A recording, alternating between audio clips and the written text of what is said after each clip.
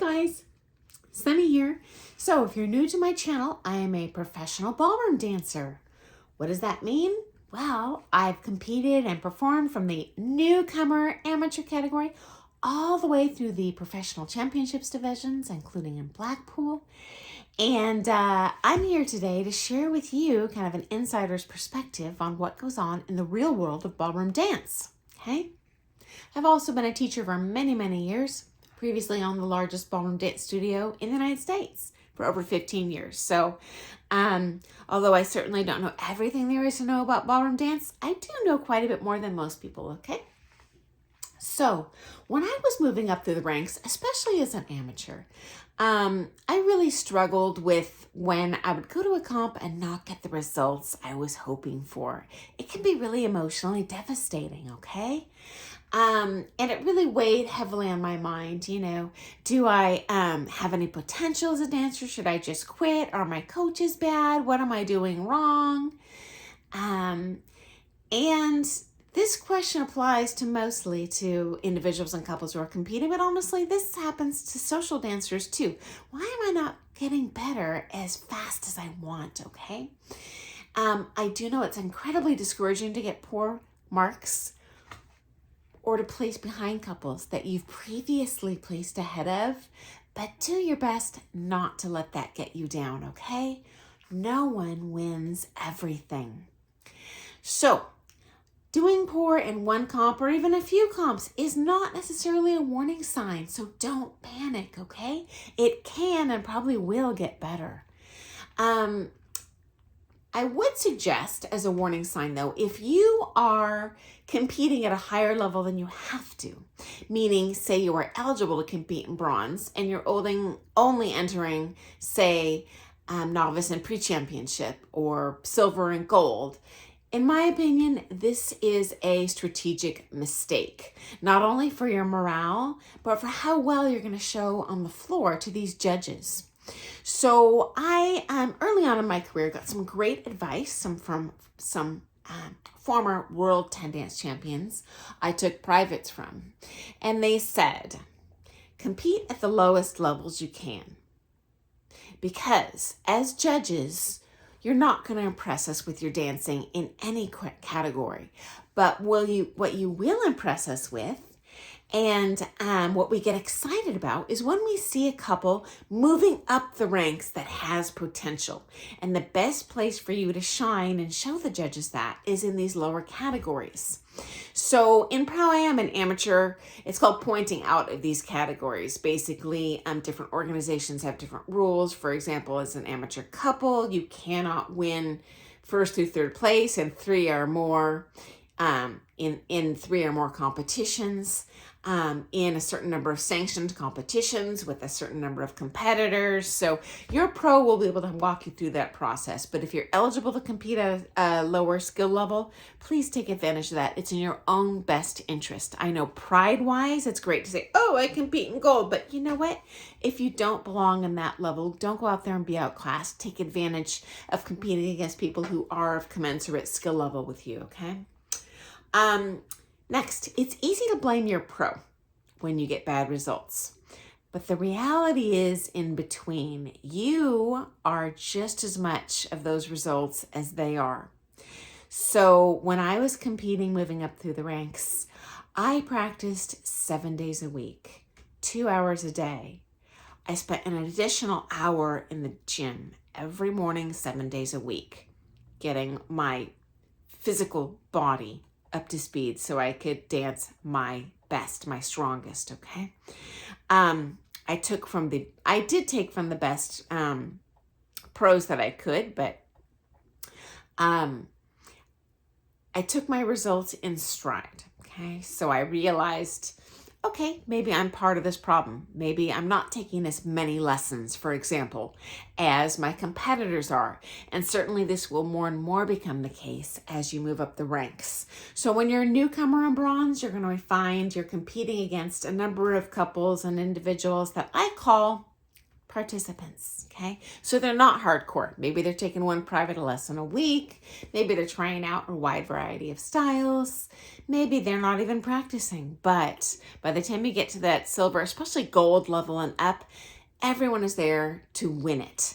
And you're going to be up on the floor against people that are taking more privates than you, that maybe have access to better coaching, true, but maybe they're practicing 3 times as hard as you, okay?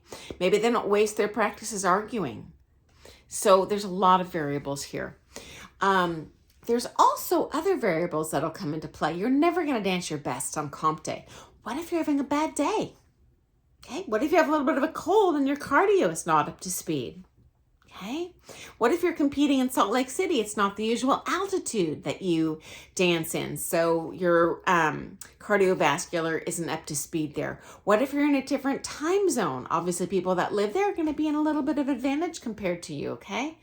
What if it's the music you don't like? That one certainly hits me hard because I love music. I love ballroom dance music, but occasionally I'll run to a comp where I'm not feeling some of the songs. And honestly, I do not dance my best when I'm not feeling it. I wear my heart on my sleeve, my face shows it, and the judges feel that too, okay? I'm just not going to be as expressive. I'm going to be like, oh, get this song over with, feel like I'm in an elevator. So any of these things can negatively affect you.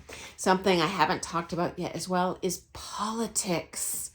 Okay, so this can especially come into play in your smaller competitions, your local comps.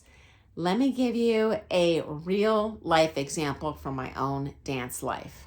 So I had been working super hard on my dancing, taking as many privates as I could, flying to New York for coaching, getting the top level coaching available in the United States, practicing, as I said, 2 hours a day, 7 days a week, hitting the gym hard, doing everything I could, eating healthy, organic, you name it, lots of veggies. Anyway, I was so excited for my next comp, just knowing I had been giving 110%. And at that time, I was not competing all the time like I was at the championship level. But I went to a small comp in Seattle. It was a sanctioned USA dance comp, but small. And so in a nutshell, they had a small judging panel, only 3 judges, and they were all local pros, okay? And at that comp, I failed to make the final. And I could see, looking at the floor, in my opinion, those couples sucked compared to how I danced. And I was like, okay, I must be way worse than I think. I am wasting my time here. And I was devastated. I spent the whole car ride home bawling in tears for several hours. And I totally would have quit, except I had prepaid, pre-registered, had the hotel paid for and such for a big competition the next weekend, 1 week away in Canada. And this was an IDSF world ranking event. So there were many, many, many more couples. There was loads of judges, not just 3. Those judges were flown in from around the world because the benefit of these sanctioned competitions is they aren't allowed to just bring in all local teachers. They actually bring in a wide variety of pros that are very highly accomplished in our field, okay? And that next weekend, I was up against those same couples and many, many, many, many more. So down through a quarterfinal, so maybe 20 couples. And we won that comp, not only in our level, but the next skill level up. We made the first round in the amateur open championship level, coming from 1 week before having placed dead last. And all those couples that we had been there with were up against us. None of them made the final, not one. As a matter of fact, one of their coaches traveled there with them, and we saw them on the edge of the floor congratulating their couple on how well they danced. They were even practicing for their victory dance, which you get to do at this comp. And we just thought, okay, we're horrible. And that couple didn't even make the final.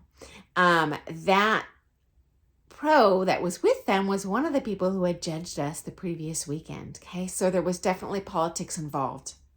These pros were going to mark their own students because heaven forbid they mark us above their own students. That might make them look bad. Okay. Also possible there wasn't politics involved.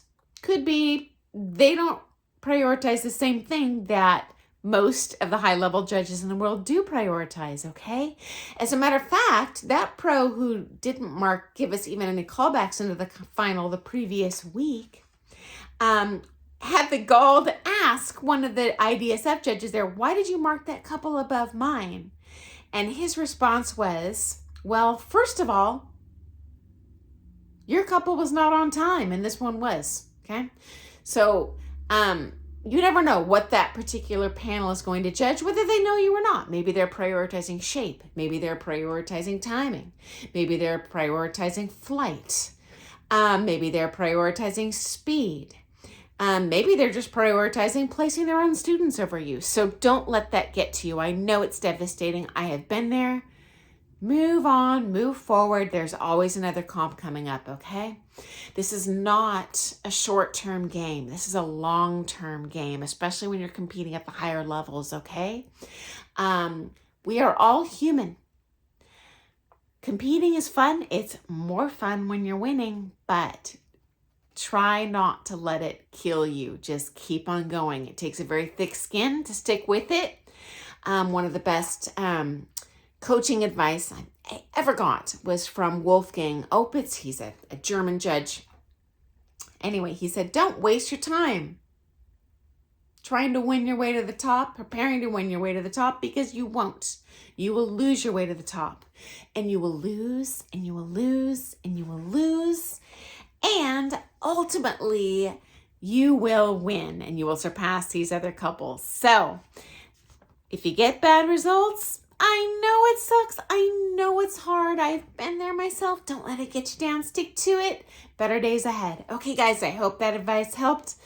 I wouldn't lead you astray. I can tell you from personal experience. Okay, if you thought that was helpful, if you have questions, if you liked that video, please give me that thumbs up button and subscribe. I get so excited every time I see a thumbs up or subscribe. If you have a personal experience from competition, I would love to hear that. So would our other viewers. So please share those below in the comments, okay? So have an awesome day and I'll see you soon. Bye, guys.